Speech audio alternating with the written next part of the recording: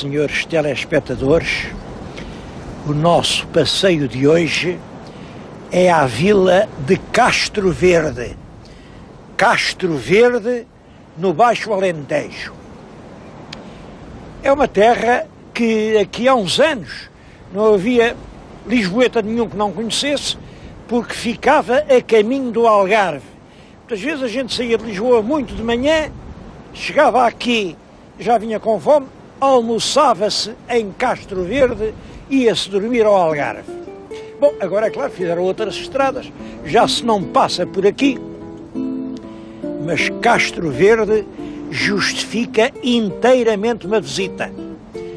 Justifica-o pelo seu passado, justifica-o pelo seu presente e justifica-o até pelas preocupações com o seu futuro.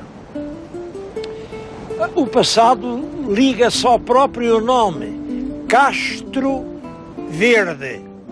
Como sabem, o Castro era uma povoação pré-histórica. Muitos castros, é claro, chegaram à época romana, foram romanizados. Em todo caso, há 3.000 anos, estas colinas estavam ocupadas por castros, povoações que viviam aqui de uma agricultura de subsistência, algumas já com gados. Um castro verde. Verde porquê? Então os outros eram azuis, eram amarelos, eram encarnados? Não. Nessa altura ainda não havia clubes, portanto os castros eram todos da mesma cor. Só que este era um castro que tinha o verde. O verde quer dizer a pastagem. Era o ponto de reunião das grandes quantidades de gado que vinham lá de cima da Serra de Estrela no inverno, quando lá faltava o pasto, vinham, desciam, andavam quilómetros e quilómetros e vinham se reunir aqui nesta grande charneca que era o Castro das Pastagens, o Castro Verde. Há ainda hoje lugares e tradições que recordam esse tempo da transumância. Eu vou talvez mostrar alguns. Por agora, queria chamar a atenção para isto. Estou-lhes a falar exatamente no que resta do Castro. É uma plataforma elevada. Essa plataforma, aqui debaixo do sítio onde eu estou, quando fizeram estas obras, apareceram muitas ossadas, porque isto era um cemitério. Um cemitério junto da igreja, um cemitério medieval. E depois foi feita a igreja, que é o sítio sempre mais ilustre do lugar. Ao lado havia uma capela de Santo António. Essa capela, quando veio a República, naquela senha anticlerical, puseram-lhe uma carga de pólvora e deitaram-na abaixo para fazer os passos do Conselho.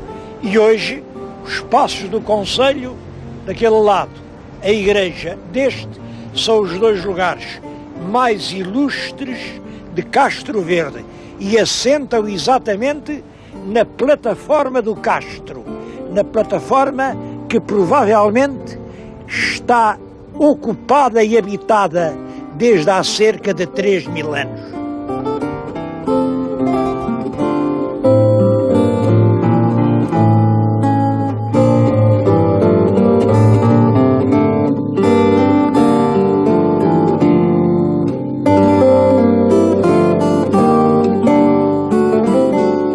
Quando os romanos chegaram, no século II a.C., muitos castros foram abandonados porque eles obrigaram os habitantes a vir para as planícies, mas muitos outros foram ocupados pelos próprios romanos.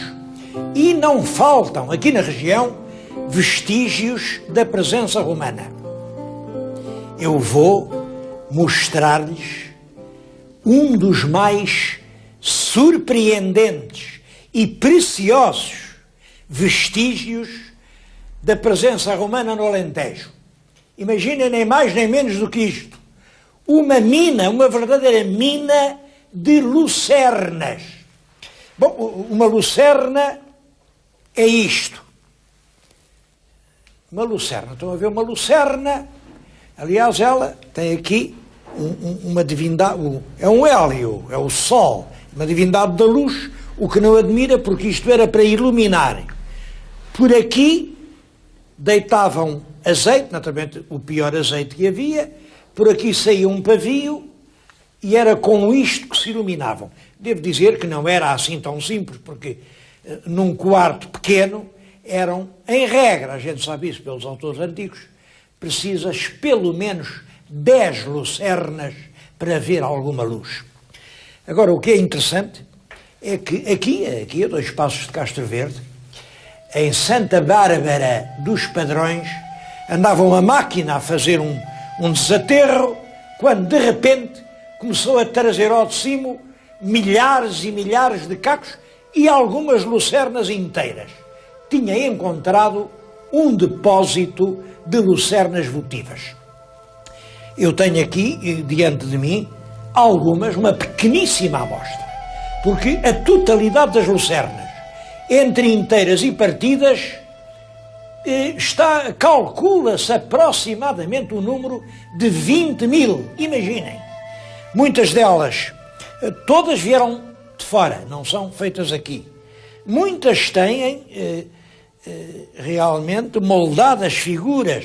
Reparem, este cavalo, é um cavalo realmente muito bonito, mas em muitos casos, eu tenho aqui 2 com Diana Caçadora. E reparem como é engraçado, aqui é a Diana que anda à caça com o seu arco, mas aqui já é uma Diana que volta da caça porque caçou uma perdiz. Vem, ainda hoje há muitas perdizes aqui. Neste caso, é uma divindade grega e romana, é o Hermes, o Mercúrio, era o mensageiro dos deuses, era rápido e por isso tinha asas.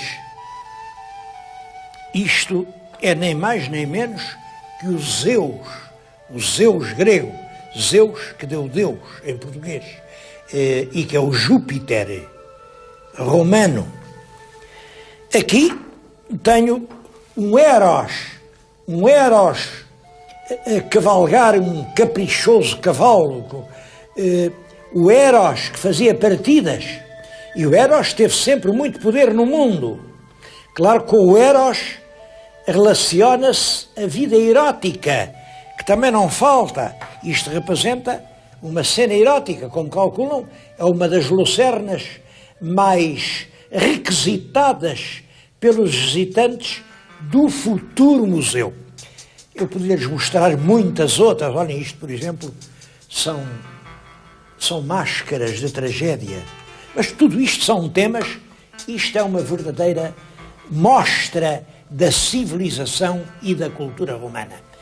Está a ser preparada, porque ainda há milhares e milhares, tenho aqui, há milhares de peças destas. Olhem, isto, por exemplo, é peça, vem como saiu da terra, está aqui um bocado da aqui outros bocados, esta era a pega, esta provavelmente será a parte da frente, ou dela, ou de uma outra qualquer, mas tudo isto está ainda em vias de restauração, aliás, com um trabalho muito perfeito, muito civilizado e muito adiantado, e que vai ser um museu a cargo do Núcleo de Arqueologia do Cortisol. Esta palavra cortisol, a princípio, eu não gostei. Cortisol, mas que raio é isso do cortisol? Eu nunca ouvi falar em cortisol em parte nenhuma. Cortisol, perguntei, então o que é o cortisol? Aqui está o cortisol. O cortisol é uma ave raríssima que está em todo o mundo em vias de extinção, mas que ainda existe aqui na região de Castro Verde.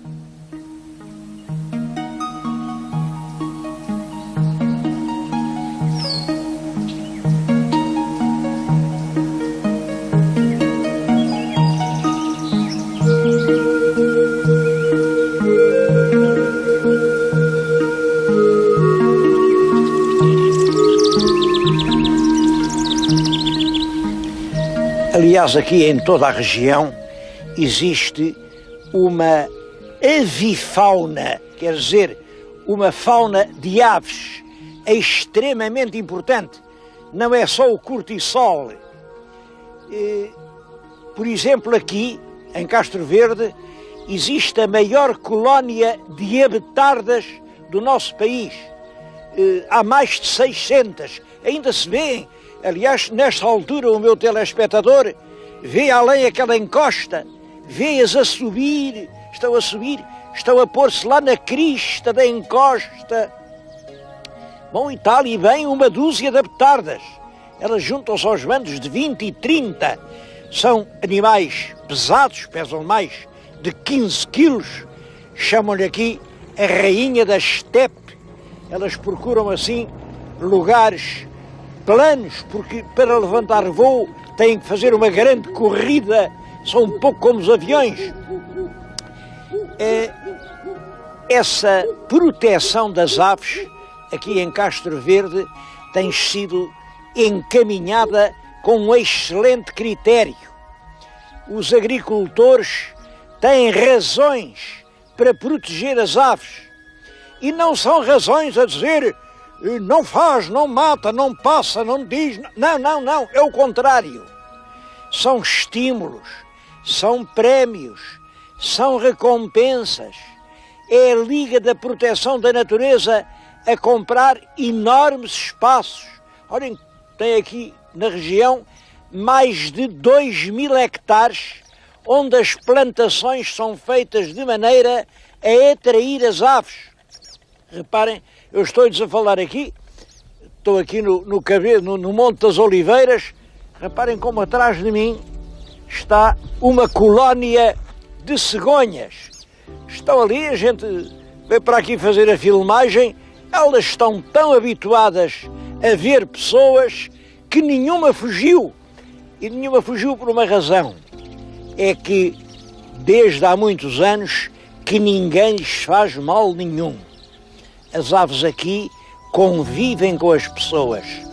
E em breve este concelho de Castro Verde será realmente uma reserva da natureza que terá este atrativo enorme de haver aqui milhares e milhares de aves de muitas espécies que estão por todo o mundo em vias de extinção, mas que aqui continuam assim, aqui junto de nós. Elas parece que estão a assistir à gravação, até estão interessadas no programa.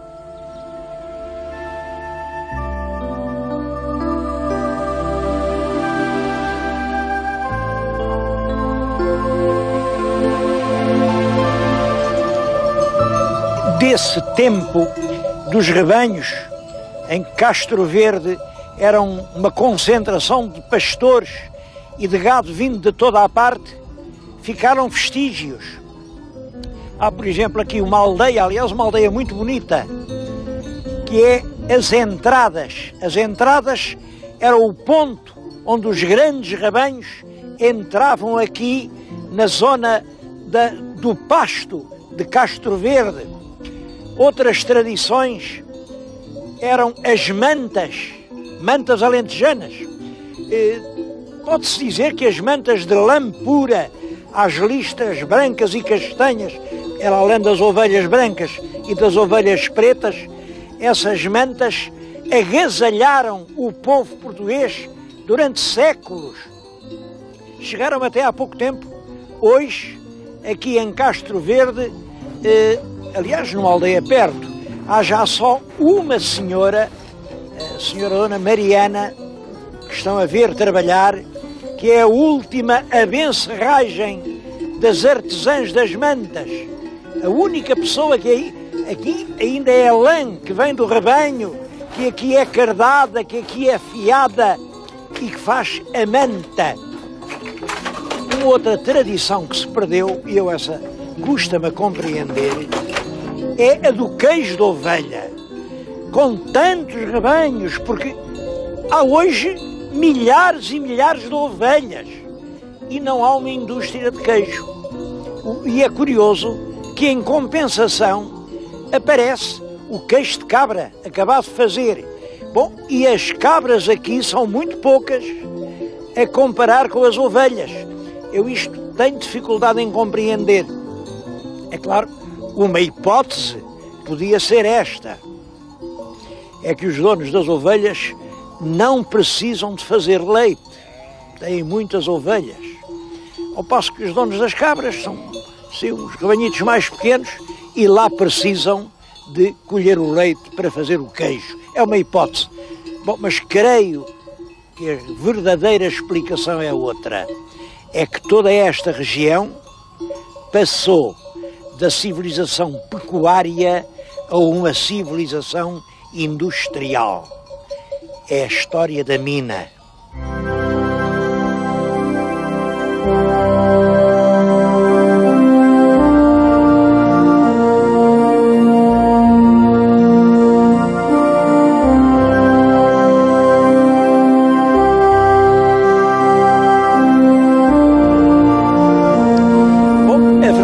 É que, apesar do desaparecimento dessas atividades económicas, Castro Verde continua a crescer, cresce a olhos vistos, tem ruas novas, tem belos cafés, tem espaços culturais, merece um elogio. Realmente a ação aqui da Câmara, porque tem feito do que era aqui há uma dúzia de anos uma pobre e abandonada aldeia aqui da Charneca, tem feito uma vila exemplar. Hoje parece uma cidade. Bom, mas isso tem a ver muito com uma mina, a mina de Neves Corvo. Bom, Neves porque, olhem, aquela aldeia além é a aldeia de Neves, além à outra é a aldeia de Corvo. E a mina fica entre as aldeias de Neves e do Corvo. Portanto, para não ter o nome de uma nem de outra, a mina de Neves Corvo. A mina situa-se nesta faixa piritosa ibérica. Ela deve ter início ali, mais ou menos perto do Cercal do Alentejo, atravessa todo o sul da península e vai até Sevilha. Claro, uma faixa piritosa é uma faixa de pirites. Todos sabem, as pirites são sulfuretos de ferro e que têm associado o cobre, o chumbo, o zinco. Hoje, claro que já isso tem sido explorado desde há muito tempo. Os romanos tiveram grandes minas aqui. Aliás, foi uma das razões da fixação dos romanos em La Escala. Mas eu acho que muito antes dos romanos, por causa do cobre, este cobre precioso que servia para fabricar o bronze, vieram de longe, vieram lá do Oriente, os exploradores de metal. Bom, isso está na origem até da civilização que se desenvolve aqui no sul da Península Ibérica. Hoje, esta mina é o que dá alma, vida e força a toda a povoação de Castro Verde.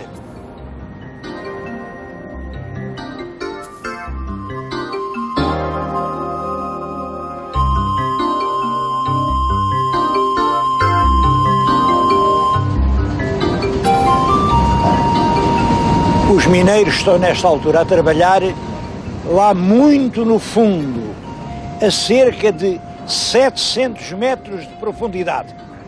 O minério do cobre é trazido, vem até ao alto daquela torre e está a ser transportado. Veem aqui esta correia transportadora está a ser transportado.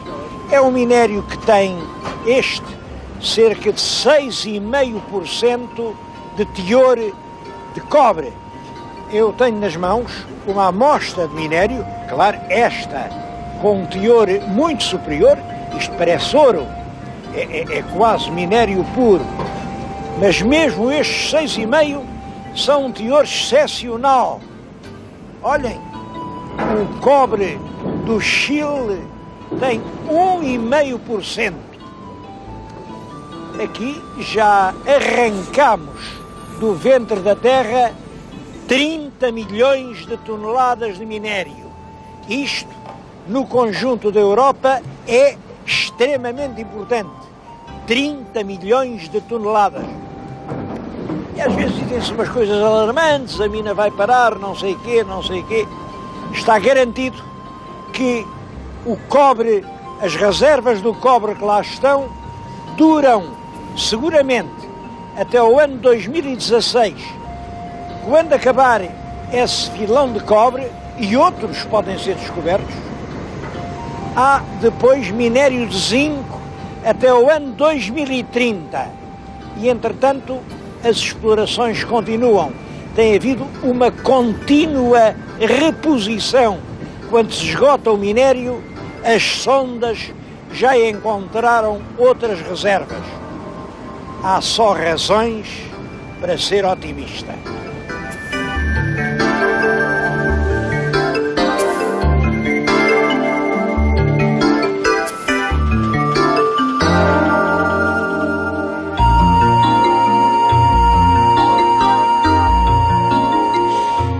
Não queria acabar esta visita à mina sem fazer referência a um aspecto que me parece realmente muito importante.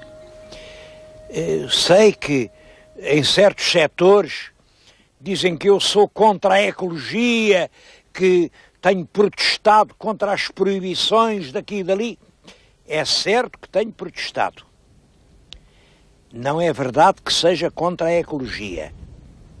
Eu sou contra a estupidez. Ecologia não é proibir. Ecologia é orientar, é aperfeiçoar, é fazer com que a vida reine onde podia morar a morte. E estamos exatamente perante um caso desses. Não há mina nenhuma que não tenha realmente efeitos negativos. As minas trazem lá do fundo aquela massa toda de terras, mas é claro, daquilo uma pequena parte é minério precioso e uma grande parte são coisas para deitar fora.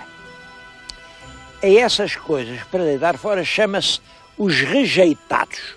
Bom, os rejeitados, no fundo, são terras que têm ainda uma grande quantidade de resíduos de metal, de ferro, de cobre, de zinco, e são águas que, se ficarem ou assim abandonadas, transformam-se em águas ácidas e têm efeitos terrivelmente negativos.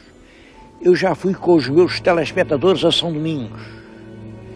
Já lhes disse que aquilo eram rios de veneno.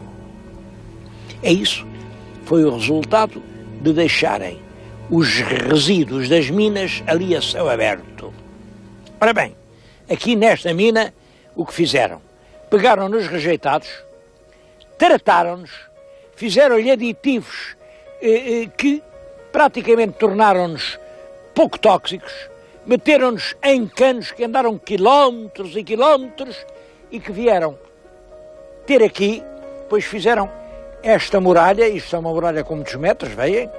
Isso criou aqui em cima uma espécie de lagoa artificial. Canalizaram para aqui alguns ribeiros e permitiu, isto tornou possível, fazer uma barragem, esta grande barragem que estão a ver, ela é enorme e tem pelo menos 6 metros de água limpa, que fica por cima dos tais rejeitados que são depositados no fundo. É claro, com esta capa, com esta camada de água, os rejeitados não recebem oxigênio, portanto não podem oxidar e nunca são tóxicos. E aqui, no que era uma charneca desértica e desolada, nasceu um ninho de vida. Eu acho que viram há bocadinho um grande bando de garças brancas, ali à volta dos seus ninhos. Não são só as garças. Há aves de muitas espécies. Aqui há já milhares de lebres. Quer dizer, tudo isto se transformou num alfobre de vida. Num alfobre de vida, num sítio que, se não fosse este tratamento, era, como vimos em São Domingos, um purgatório e um lugar de morte.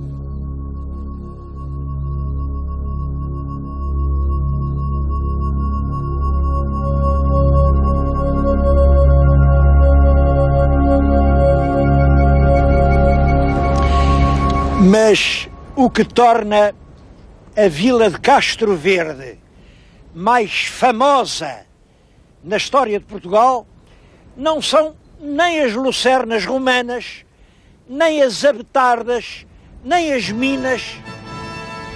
É a Batalha de Ourique. Batalha de Ourique, que segundo uma tradição muito antiga se deu aqui. Eu estou no Monte de São Pedro das Cabeças. Diz que cortaram aqui as cabeças aos mouros. Faz-se aqui uma festa todos os anos. É uma verdade oficial. A verdade é que é uma batalha acerca da qual não sabemos quase nada. Bom, mas isso é um bom assunto para um próximo programa.